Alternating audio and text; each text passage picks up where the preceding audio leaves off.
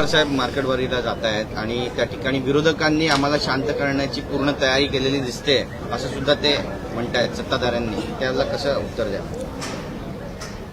शरद पवार साहेबांचा आम्ही सन्मान करतो, पण त्यांनी या वयात स्थानिक स्वराज्य संस्थेमध्ये पुन्हा आपली जमानत वाचवण्याकरता शरद पवार साहेब धडपड करतायत. आणि मार्केटवाडीमध्ये आलेले लोक कोण आहेत? पवार साहेबांचे कार्यकर्ते आहेत. जनता कुठे आहे? जनतेने तर विधानसभेला दाखवून दिलं की लोकसभेचा खोटारडेपणा जो होता तो जनतेने नाकारला आणि विधानसभेला जनतेने आम्हाला भरभरून मतं दिली आहेत. मग एवढंच आहे तर मार्केटवाडीमध्ये यापूर्वी ज्या ज्या निवडणुकीमध्ये ईव्हीएमवर मतदान झालं त्या मतदानाची आकडेवारी जर बघितली तेव्हा का आक्षेप घेतले नाही? मार्केटवाडीमध्ये एकदाच मतदान थोडी झालं आहे, अनेक निवडणुकीत मतदान झालं आहे. मग स्थानिक स्वराज्य संस्थात ईव्हीएमवर झाला आहे, त्यानंतर विधानसभेत ईव्हीएमवर मतदान झालं आहे, मशीनवर मतदान झालं आहे, त्यानंतर विधानसभेत झालं आहे, लोकसभेत झालं आहे, अनेक लोकसभेत अनेक विधानसभेत मतदान झालं आहे. तेव्हा आक्षेप घेतला नाही.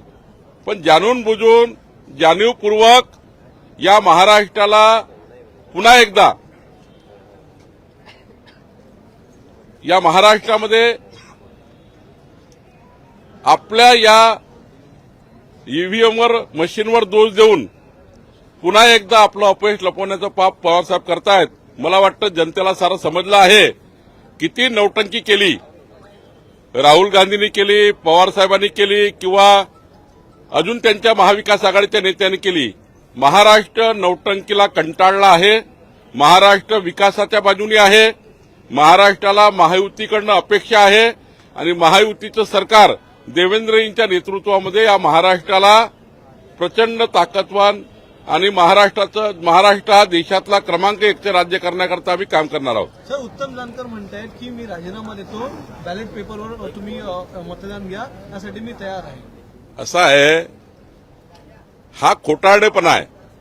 महामानव डॉक्टर बाबासाहेब आंबेडकरांच्या संविधानाचा अपमान आहे. निवडणुकीमध्ये खरं तर आता लोकसभेचे 31 खासदार निवडून आले महाविकास आघाडीचे. मग ते महाविकास आघाडीचे 31 खासदार त्यांनी राजीनामे दिले पाहिजे ना. तुम्ही खोटारडेपणा करण्याकरता त्या ठिकाणी अशा प्रकारचे उद्योग सुरू केले. मग महाविकास आघाडीचे जे जे लोक ईव्हीएमवर निवडून आले, ईव्हीएमवर जे जे लोक निवडून आले त्या सर्वांनी राजीनामे दिले पाहिजे.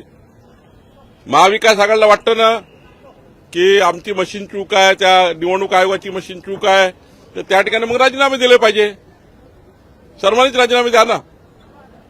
खरं तर हा काही निवडणूक आयोगाने अत्यंत संविधानिक पद्धतीने स्वीकारलेला हा ईव्हीएमचा निर्णय आहे आणि त्यावर अनेक निवडणुका झाल्या. कितीतरी निवडणुका आम्ही हरलो आहे. मोदींच्या निवडणुकीत तर आम्ही महाराष्ट्रामध्ये आम्हाला मोठे अपयश आलं आहे. आम्ही तेव्हा ईव्हीएमवर दोष दिला नाही. आम्ही तेव्हा आमचं चुका दुरुस्त केल्या.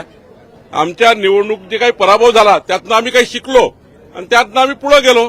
पवार साहेबांनी या पराभवातून शिकलं पाहिजे आणि पुढे गेलं पाहिजे. खोटेपणा किती कराल तुम्ही आणि या वयात किती खोटेपणा कराल असं मला वाटतं.